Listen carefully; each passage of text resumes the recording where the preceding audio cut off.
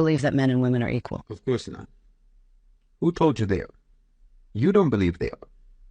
If it's something that you have to constantly ask about, constantly struggle to achieve and enforce, then it isn't a natural state, is it?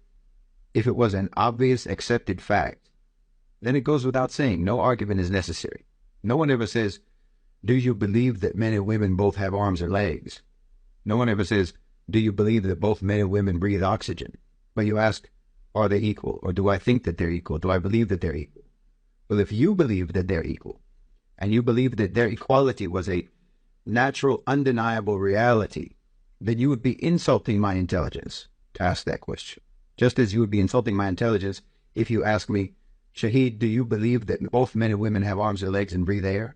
But you're not actually asking me if men and women are equal. You're asking if I believe that they're equal, which means that you're asking me if I believe in your concept of equality. Well, I don't. It's an incoherent concept. Of course I don't believe that. Men and women are not equal. Men and men are not equal. Women and women are not equal. Individuals are not equal. How can collections of individuals be equal with collections of other individuals? That's illogical. It doesn't make any sense. Are you equal with your boss?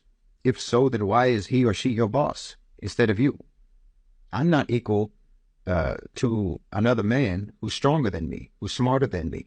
I'm not equal to him in strength, and I'm not equal to him in intelligence. I'm not equal to a man who's richer than me in wealth. I'm not equal to a man who has a higher status in society than me. There are things that I can't understand no matter how hard I try, and there's other people who can understand those same things effortlessly.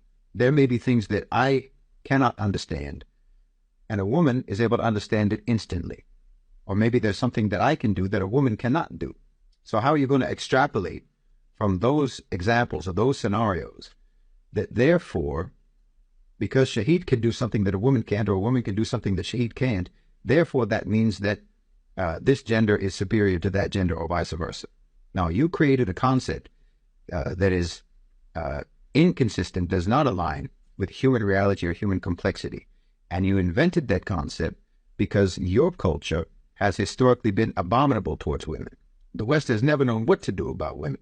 You went back and forth for centuries trying to decide if women were goddesses or witches, tools of the devil, the cause of original sin. You used to wonder whether or not women even had souls. There's never been any people on the face of the earth so confused and twisted up about women as the West. And then you came up with this so-called solution, which was to create this even more confused concept of equality. And then you'll accuse the Muslim world, and in fact, the entire non-Western world, of being misogynistic and patriarchal, which is what you are. You would accuse the rest of the world for that, because the rest of the world never talked about equality the way that you do. But the reason we didn't talk about equality was because we were never as confused as you are, and have always historically been, about being humans. And then you try to force us to try to explain our beliefs to you according to your framework, to try to explain to you, for example, how Islam actually upholds the equality of the sexes in terms of both men and women having equal innate value, but they have different roles in society and so on. Why should we try to make our clarity align with your confusion? Why do you find it necessary to believe in the fantasy of equality when we all know that some people are better than others? We all know that some people are smarter than others. We all know that some people are more capable than others.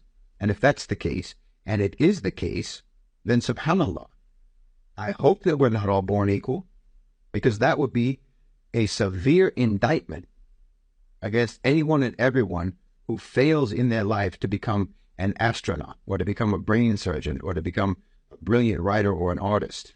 If we're all born equal, then how do you explain the infinite disparities between people's capacities? But then you're going to say that all women are equal with all men, when all men aren't equal with all men, and all women aren't equal with all women. This is incoherent. What does it even mean? You in the West, because you largely become atheists, will make fun of Muslims, will make fun of our intelligence, because, as you say, we believe in fairy tales. You say, we believe in a God without evidence. We have no evidence to prove the existence of God, but we believe in him.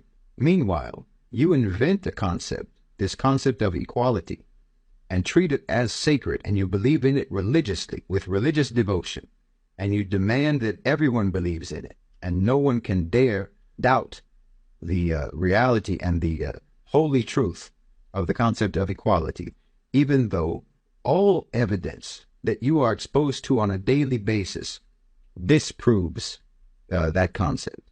So you'll make fun of us and you'll look down on us and you'll insult our intelligence for believing in something that you say we don't have any proof for. Meanwhile, you're believing in something for which all of the proof that exists disproves it. You see how incoherent your thinking processes are?